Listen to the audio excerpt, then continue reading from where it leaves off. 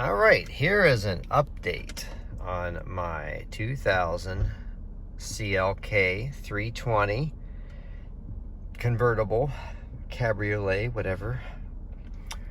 I was driving it today, and the errors popped up that usually indicate that you have a bad brake switch. Brake light switch, whatever you call it. I got the BAS, the stability control, the ESP, and the ABS light. So they're off now. But then I shut the car off and turned it back on, and then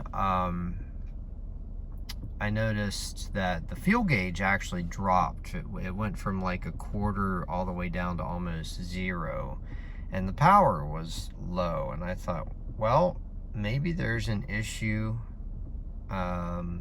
with the fuel pickup or something like that. So then I went and filled it up, and then it was fine after that when I drove home. And we just now took it out, and I floored it to do a little bit of an acceleration run, and it just fell flat on its face again. So there's no errors.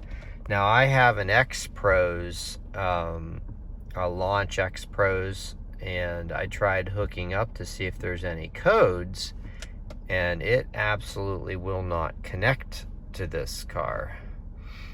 So anyway, just now I got up to the top of the driveway and noticed this. So if I step on the gas, it doesn't do anything.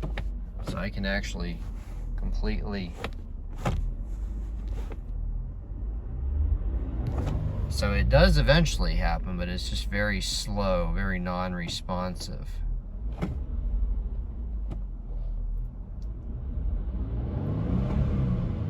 So it's completely cutting the power.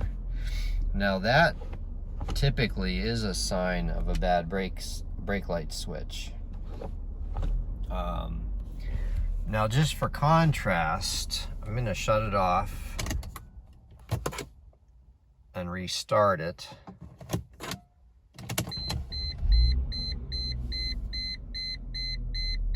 And give it a minute to boot up. Now, when I do the same thing, well, I got a check engine light now. That is new. The check engine light hasn't come on before. And again, the fun part about that is that I cannot read those codes. I do have a Carly, device. I actually had a lot of trouble with the Carly device, and I canceled the subscription, but it still may be active for the remainder of the time period. So I may try to use that. But yep, now it's flat on its face again. But let's see if the check engine light goes out or stays on. I've never seen the check engine light come on for the brake light switch before, though.